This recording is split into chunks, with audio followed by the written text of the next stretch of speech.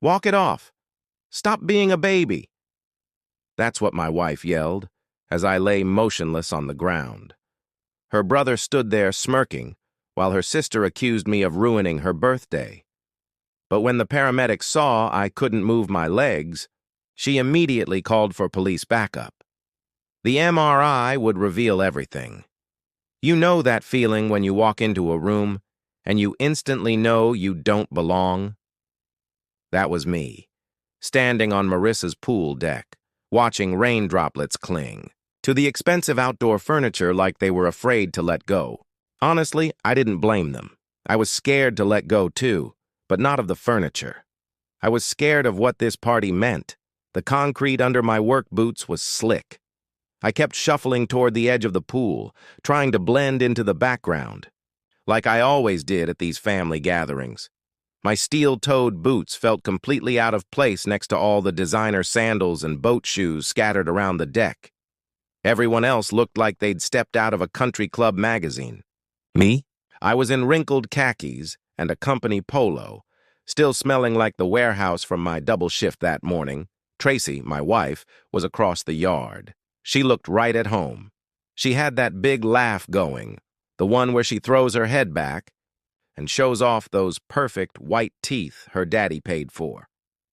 She clutched some fancy cocktail, standing next to her brother Brent and her sister Marissa, like they were posing for a family photo in a lifestyle magazine. The golden children. Perfect. Lives, perfect problems. I should have stayed home. I should have told Tracy I was too tired, too busy, or just not feeling it.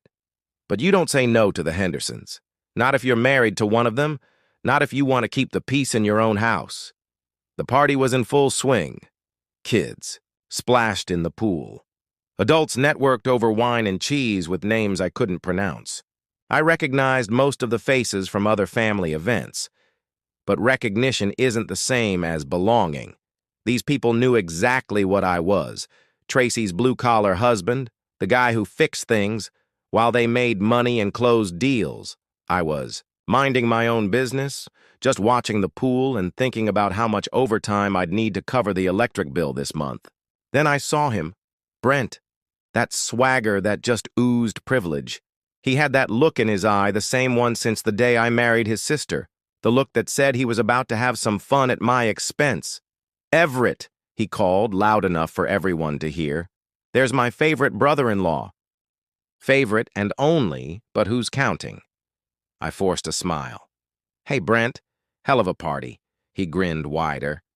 You know what this party needs? Some excitement, some real fun. I could feel the eyes on us. People turned to watch, waiting for the show. Brent always needed an audience for his games, and I was always his favorite target. He grabbed my arm, not playfully, but like I was property. No, Brent, I said, trying to keep calm. I'm in my work clothes, man. I don't want to. Don't be a buzzkill, Tracy snapped from across the deck, not even looking up from her conversation. It's Marissa's day, Everett. Stop being dramatic. Dramatic. That was always her word for me when I tried to set boundaries. Marissa jumped in, sharp and irritated. Seriously, Everett? Can you just go along for once? It's my special day. The pressure was suffocating, but familiar. Play along or be the problem. Brent's grip tightened. See? Even the birthday girl wants you in on the fun. Brent, please. But my protest was drowned out by laughter and encouragement from the crowd. Someone yelled, "Do it!" Phones were out, ready to record whatever happened next. Brent spun me hard. The world tilted.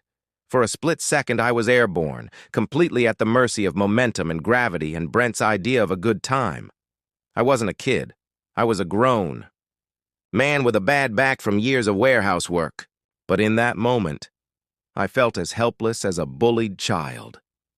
The edge of the pool rushed toward me, the concrete steps hard and unforgiving. This was supposed to be a joke, right? Family fun. That's what Tracy would say after. That's what they'd all say. But as Brent's hands released me and I fell back toward those steps, I knew it wasn't funny.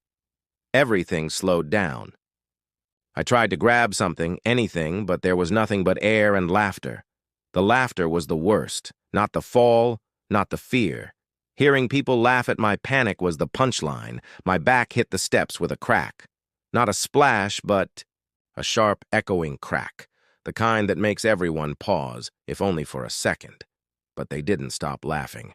The pain was instant and total, radiating from my lower back like lightning. I tried to breathe, but my lungs wouldn't cooperate. I was half in the pool, half out, water warm against my back. But I couldn't feel anything below my waist. Nothing. "Walk it off, Everett!" Tracy shouted, irritation sharp. "You're embarrassing us. Don't be such a baby." A baby. I couldn't feel my legs or breathe right, and she called me a baby in front of everyone. Marissa chimed in. Of course he'd pull this drama on my birthday, my one special day, and he makes it about him. Like I'd planned this. I tried to speak, to tell them something was really wrong, but my voice was just a whisper. I can't move my legs. No one heard me. Then everything changed. Samantha, a friend of Marissa's, appeared beside me. She looked at me with real concern, not annoyance. "Hey, can you hear me?" she asked, kneeling down. I nodded, or tried to. Everything felt disconnected. "Can you feel this?" She pressed on my shin, my thigh, my ankle. Nothing. "Can you wiggle your toes?" I tried. God, I tried. But nothing moved. Samantha's face turned pale. "Nobody touch him," she ordered, voice suddenly full of authority. "Nobody move him at all." The laughter died. Finally. "What's wrong with him?" Tracy's voice was worried now. "This could be spinal," Samantha said, pulling out her phone. "This could be really, really bad." That word, spinal, hung in the air. I knew what it meant. Wheelchairs. Never walking again. Samantha made everyone back away and called 911. "This is Samantha Rodriguez, off-duty paramedic. I need an ambulance. Adult male, possible spinal cord injury, no sensation or movement in both legs." Her calm, precise language was both reassuring and terrifying. Tracy started pacing. "He's going to be fine. He's always fine. This is just Everett being Everett." But even she sounded unsure. "How long for the ambulance?" I whispered.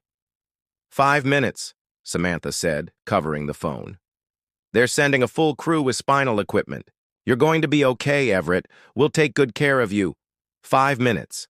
That's all it took for everything to change. The sirens were getting louder. Then the paramedics and police arrived. Officer Riley took statements. Samantha explained the injury.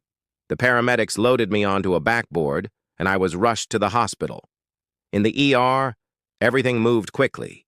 Nurses, doctors, machines beeping. Dr. Patterson explained they needed an MRI to see the damage. The scan showed a fresh fracture in my lumbar spine and 3 older ones I never knew about.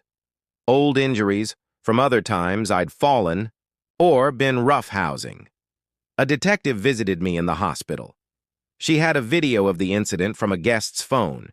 It showed everything. Brent grabbing me saying no, the spin, the throw, the crack, the laughter, Tracy telling me to walk it off. The detective told me this was assault, and they'd be pressing charges, not just for this injury, but for a pattern of abuse. That's when everything changed. Brent was arrested. Tracy faced charges too, for neglect and enabling abuse. Her family was furious. But for the first time, I felt validated.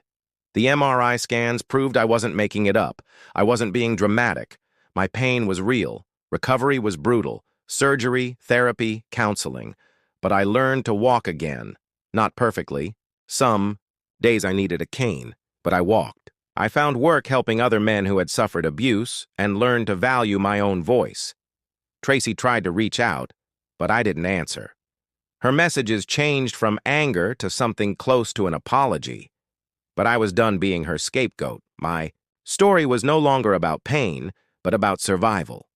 Every step I take is proof that they were wrong about me. They told me to walk it off. Now I walk on my own terms, toward a life that's truly mine.